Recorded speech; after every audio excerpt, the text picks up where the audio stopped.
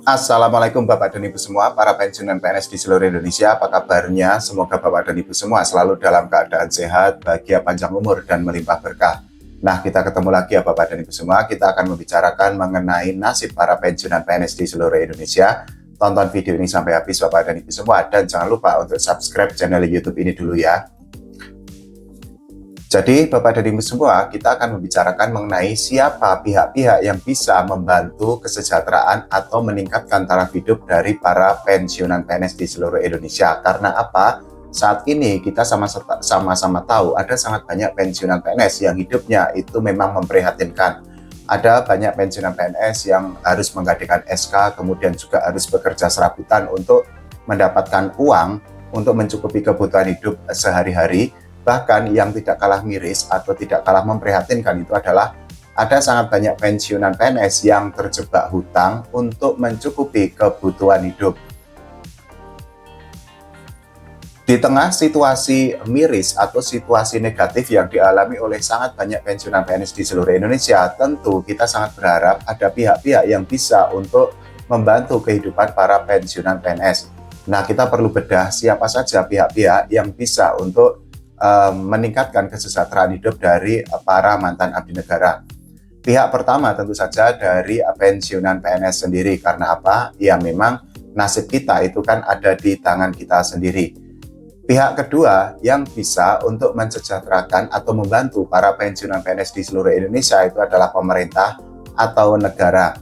Nah, kalau kita bicara mengenai apa usaha yang bisa dilakukan oleh negara, tentu saja usahanya itu kan memang sangat banyak. Salah satu yang saat ini memang menjadi permintaan dari para pensiunan PNS di seluruh Indonesia itu adalah adanya kenaikan gaji. Tapi Bapak dan Ibu semua, perlu ditegaskan ya bahwa sampai saat ini belum ada kenaikan gaji untuk pensiunan PNS di seluruh Indonesia karena belum ada regulasi atau belum ada payung hukum dari negara atau dari pemerintah. Begitu juga untuk rapelan gaji sampai saat ini juga belum ada karena gaji lama itu kan belum berubah. Pada prinsipnya rapelan gaji itu adalah selisih gaji lama dengan gaji baru, sehingga logikanya kalau gaji lama itu belum berubah atau belum diganti oleh pemerintah, ya tidak akan ada rapelan gaji. Apalagi kan sampai saat ini itu juga belum ada regulasi terkait rapelan gaji untuk pensiunan PNS. Nah, ini adalah pihak ketiga yang sebenarnya bisa untuk memberikan bantuan kepada para pensiunan PNS atau para mantan abdi negara. Karena apa? Saat ini ada wadah atau ada organisasi berupa Persatuan Pensiunan Indonesia atau PPI. Nah, kita akan mengupas mengenai apa itu PPI dan juga apa saja sebenarnya yang bisa dilakukan oleh PPI untuk memperjuangkan nasib para pensiunan PNS di seluruh Indonesia. Jadi Bapak dan Ibu semua, ini saya ambilkan dari situs resmi PPI ya. Jadi PPI itu adalah Persatuan Pensiunan Indonesia hadir dengan ketulusan ingin berbagi dan berbuat inisiatif mulia untuk kesejahteraan sesama pensiunan. Di samping itu, pensiunan ini juga ingin memperjuangkan hak dan kewajibannya pensiunan yang lebih merata sesama abdi negara tanpa membedakan jenis tugas pengabdiannya. Dari keterangan di situs resmi atau website resmi PPI, kita sudah bisa melihat atau sudah bisa mengetahui bahwa memang PPI itu memiliki tugas atau memiliki misi yang sangat mulia. Pertanyaannya, apakah ambisi atau keinginan atau target atau tujuan yang dicanangkan oleh PPI itu sudah terwujud atau tidak? Ya mungkin Bapak dan Ibu semua bisa merasakannya, bisa mengetahuinya, sudah apa belum? Silakan dijawab di kolom komentar. Nah, PPI sendiri itu juga memiliki kantor. Ini juga saya ambilkan datanya atau saya ambilkan dari situs resmi PPI ya Bapak dan Ibu semua.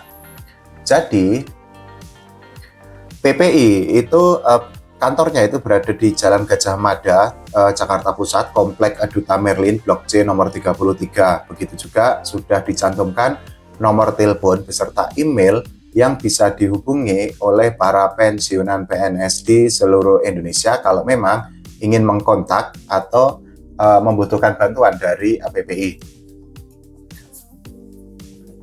Yang perlu kita bahas juga mengenai apa saja program kerja yang sebenarnya sudah dicanangkan oleh PPI. Nah, ini saya ambilkan kutipan artikelnya dari situs resmi PPI ya Bapak dan Ibu semua. Jadi ada beberapa program kerja yang memang diusung atau dibawa oleh PPI untuk nasib pensiunan PNS di seluruh Indonesia. Nah, kita baca pelan-pelan ya Bapak dan Ibu semua. Ini adalah poin di nomor 2. Jadi, program kerja PPI itu adalah peningkatan kesejahteraan anggota pensiunan Indonesia. Peningkatan, kemudian juga mendorong pemerintah untuk meningkatkan kemaslahatan pensiunan untuk mewujudkan tercapainya hak-hak pensiunan dengan membuat rekomendasi kepada instansi pemerintah terkait. Selain itu juga PPI mendorong pemerintah untuk terlaksananya percepatan reformasi sistem pensiun atas pelaksanaan Undang-Undang Nomor 5 Tahun 2014 guna terwujudnya kesejahteraan pensiunan, kemudian juga membuat rancangan revisi undang-undang untuk mensejahterakan pensiunan dan berupaya kepada pemerintah untuk mewujudkan pemenuhan hak hidup agar asas manfaat atau besarnya uang pensiun tidak di bawah UMR. Selain itu juga PPI itu memiliki beberapa program kerja lainnya. Nah, ini sekalian saya tampilkan artikelnya ya Bapak dan Ibu semua, kita baca pelan-pelan. Jadi PPI itu juga memiliki program kerja untuk mendorong penyelenggaraan pendidikan atau pelatihan bagi ASN atau PNS menjelang pensiun bagi calon pensiunan dalam rangka meningkatkan kemampuannya yang sesuai bakat dan minat. Selain itu juga mengadakan program senam lansia, jalan sehat lansia, dan mensosialisasikan pengembangan posyandu lansia. Selain itu juga mendorong pemerintah untuk memberikan perhatian dan perawatan lansia. Sebenarnya masih ada beberapa program kerja lain yang diusung atau dibawa oleh PPI dan Bapak dan Ibu semua bisa untuk melihatnya di situs resmi PPI. Kenapa sebenarnya keberadaan PPI ini menjadi sangat penting? Karena apa? Ya memang ini merupakan wadah atau organisasi yang berbadan hukum yang memang menampung atau menaungi para pensiunan ASN atau pensiunan PNS di seluruh Indonesia. Itu artinya logika sederhananya menjadi gini, perjuangan atau keluhan atau aspirasi dari para pensiunan PNS itu bisa untuk diperjuangkan oleh PPI sendiri. Kita bisa berandai-andai, misalnya ya Bapak dan Ibu semua, para pengurus PPI itu bisa untuk mengajukan rapat dengar pendapat dengan DPR untuk memperjuangkan nasib para pensiunan PNS di seluruh Indonesia. Kalau kita bicara konteksnya saat ini, itu kan memang ada sangat banyak hoak di media sosial. Nah, PPI mungkin ya Bapak dan Ibu semua, bisa untuk menjalin relasi atau menjalin hubungan dengan Komdigi, bagaimana caranya supaya konten-konten di media sosial itu bisa diblok atau bisa diberantas sehingga tidak ada lagi konten-konten hoax di media sosial yang membingungkan pensiunan PNS, karena saat ini itu kan konten-kontennya itu kan memang sangat meresahkan, terutama yang berkaitan dengan kenaikan gaji ataupun rapelan gaji.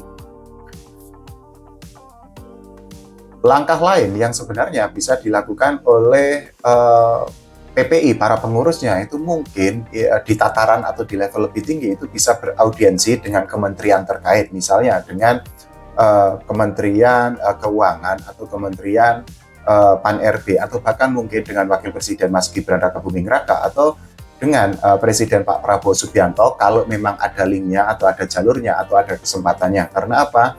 Apapun yang berkaitan dengan kebijakan negara itu kan pasti melalui tanda tangan pemerintah atau melalui persetujuan pemerintah, termasuk juga dengan rapelan gaji atau kenaikan gaji. Sebenarnya menjadi gini Bapak dan Ibu semua, ketika ada wadah resmi itu kan memang seharusnya bisa untuk dimanfaatkan oleh para pensiunan PNS di seluruh Indonesia. Tapi yang tidak boleh dilupakan adalah menjadi gini, sebenarnya para pengurus PPI itu juga bisa untuk proaktif ketika melihat atau mengetahui berbagai keluhan yang dirasakan oleh para pensiunan PNS di seluruh Indonesia. Dengan demikian, fungsi dari PPI itu bisa berjalan dengan baik, sehingga maaf kata dalam tanda kutip PPI itu tidak hanya sekedar formalitas. Artinya ada langkah konkret yang dilakukan oleh para pengurus PPI terkait nasib para pensiunan PNS. Karena apa? Para pensiunan PNS itu kan tidak mungkin untuk berjuang sendirian. Kita harus menyadari bahwa para mantan abdi negara saat ini itu kan memang usianya sudah sepuh-sepuh, sehingga mereka itu kan pasti terkendala dengan waktu dan juga mereka memiliki keterbatasan tenaga. Nah, beda cerita kalau perjuangannya itu dilakukan melalui lembaga resmi atau institusi yang resmi dan perjuangannya itu sesuai dengan koridor hukum. Tentu saja mungkin akan lebih berdampak atau akan lebih memberikan efek yang baik jika dibandingkan dengan perjuangan-perjuangan yang dilakukan secara individu atau secara perseorangan. Nah, Bapak dan Ibu semua, tadi itu kan sudah ada alamat email, kemudian nomor telepon yang bisa dihubungi. Nah, mungkin Bapak dan Ibu semua bisa untuk berkorespondensi atau berkirim surat atau menghubungi PPI terkait dengan nasib para pensiunan PNS di seluruh Indonesia. Yang tidak kalah penting juga sebenarnya menjadi gini Bapak dan Ibu semua. Di tengah berbagai konten hoax yang saat ini ada di media sosial, mungkin para pengurus PPI itu bisa untuk beraudiensi atau bekerja sama atau bahkan mungkin berhubungan dengan aparat penegak hukum, misalnya dengan Polri atau bahkan mungkin dengan Kementerian Komdigi. Karena apa? Tentu saja pemerintah memiliki infrastruktur untuk memberantas berbagai konten hoax di media sosial. Sekali lagi, konten-konten yang ada di media sosial itu kan memang sifatnya hoax dan justru meruntuhkan citra atau wibawa dari pemerintah. Karena konten-kontennya itu kan mencatut Presiden Pak Prabowo Subianto, kemudian Menteri Keuangan Pak Purbaya Yudisadewa. Bahkan kalau kita khusus di YouTube sendiri, itu kan ada sangat banyak konten di YouTube yang memang menggunakan gambar, suara, ataupun video dari Pak Purbaya Yudisadewa, tapi konten-kontennya itu sifatnya adalah hoax, tidak bisa dipercaya, tidak bisa dipertanggungjawabkan karena dibuat menggunakan kecerdasan buatan atau AI. Sehingga ya tentu saja bahkan di channel saya ini juga kemarin itu kan ada yang bertanya, katanya ada yang rapelan gaji untuk pensiunan PNS akan dicairkan tanggal sekian.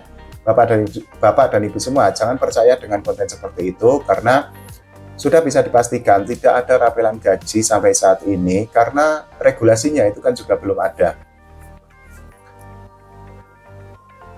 Yang mungkin ini juga bisa untuk dilakukan oleh pengurus pensiunan Indonesia, Persatuan Pensiunan Indonesia itu beraudiensi dengan para anggota dewan, dengan DPR, karena kita bisa mencontoh bagaimana perjuangan guru-guru yang masih aktif ketika mereka itu mengalami masalah. Mereka beraudiensi misalnya dengan komisi-komisi yang ada di 10 yang memang membidangi masalah pendidikan.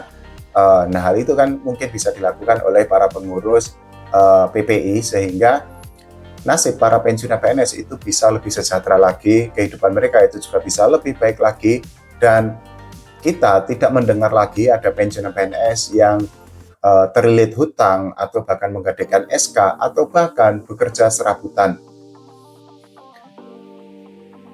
Kita kan pasti akan sangat miris ketika melihat ada banyak pensiunan PNS yang usianya sudah sepuh tapi masih harus bekerja serabutan hanya untuk mencukupi kebutuhan hidup sehari-hari. Karena apa? Ya gaji yang mereka terima atau mereka dapatkan setiap bulan dari negara itu kan memang plafonnya itu kan memang sudah ada atau nominalnya sudah ditentukan oleh pemerintah.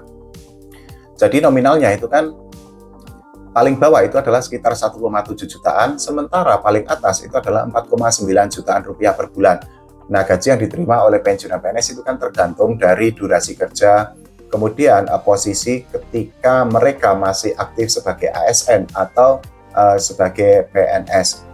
Tapi sekali lagi Bapak dan Ibu semua, pada dasarnya pembentukan organisasi atau wadah berupa PPI ini kan sebenarnya merupakan hal yang baik. Nah, tinggal setelah ada wadah resmi atau ada organisasi yang resmi, mau dibawa kemana organisasi ini, dan juga bagaimana langkah konkret yang dilakukan oleh PPI untuk memperjuangkan nasib para pensiunan PNS di seluruh Indonesia.